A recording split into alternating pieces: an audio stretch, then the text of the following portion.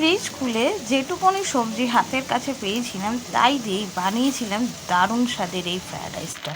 এইরকমভাবে বানালে বাচ্চাদের স্কুলেও টিফিনের কিন্তু চিন্তা থাকে না।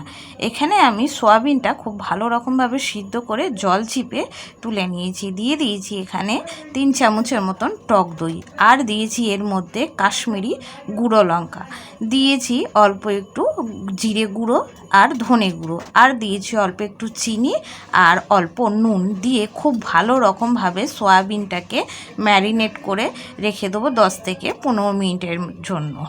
যদি বাচ্চাদের এই টিফিনটা দিতে চাও তাহলে গুঁড়ো লঙ্কা বা কাঁচা লঙ্কা দুটোই কিন্তু স্কিপ করে দেবে, আর বড়রা খেলে তো কোনো কথাই নেই।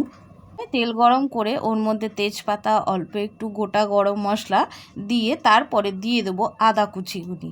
এখানে দেখো সব রকম সবজি আমি কেটে নিয়েছি। এবারে আমি এর মধ্যে দিয়ে দেবো কেটে রাখা গাজরটা দিয়ে বেশ হালকাভাবে একটুকুনি নাড়াচাড়া করে ভেজে নিতে হবে। এবার আমি এর মধ্যে দিয়ে দেবো কেটে রাখা বিনস, ক্যাপসিকাম, কাঁচা লঙ্কা সব দিয়ে খুব ভালো রকমভাবে এটাকে হালকা, সম্পূর্ণ নিরামিষ বানাচ্ছি যার জন্য রসুন, ডিম, পেঁয়াজ আমি কোনোটাই ব্যবহার করলাম না। তোমরা চাইলে ওগুনি দিয়েও বানাতে পারো, খেতে কিন্তু দারুণ হয়। ম্যারিনেট করা সোয়াবিনটাও আমি দিয়ে দিলাম, দিয়ে খুব ভালো করে সব কিছু 10 মিনিটের মতন ভালোভাবে নেড়ে ছেড়ে ভেজে নিতে হবে।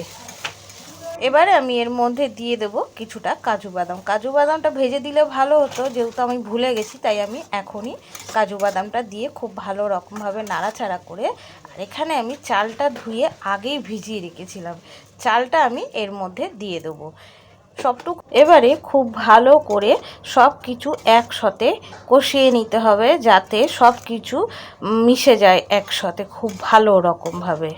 এবারে আমি এর মধ্যে দিয়ে দেবো স্বাদ মতো নুন, দিয়ে দেবো 1 চামচের মতন চিনি, আর দিয়ে দেবো এর মধ্যে 1 চামচের মতন বিরিয়ানি মশলা দিয়ে এবারে সব কিছু আরও একবার খুব ভালো রকমভাবে কষিয়ে নিতে হবে।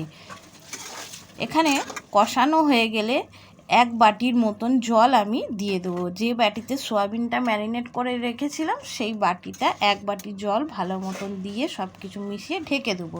এখানে দেখো আমার কিন্তু ফ্রায়েড রাইসটা অনেকটাই হয়ে এসছে, কিন্তু আরও জলটা টানলে একবারে ঝরঝরে ফ্রায়েড রাইস হবে।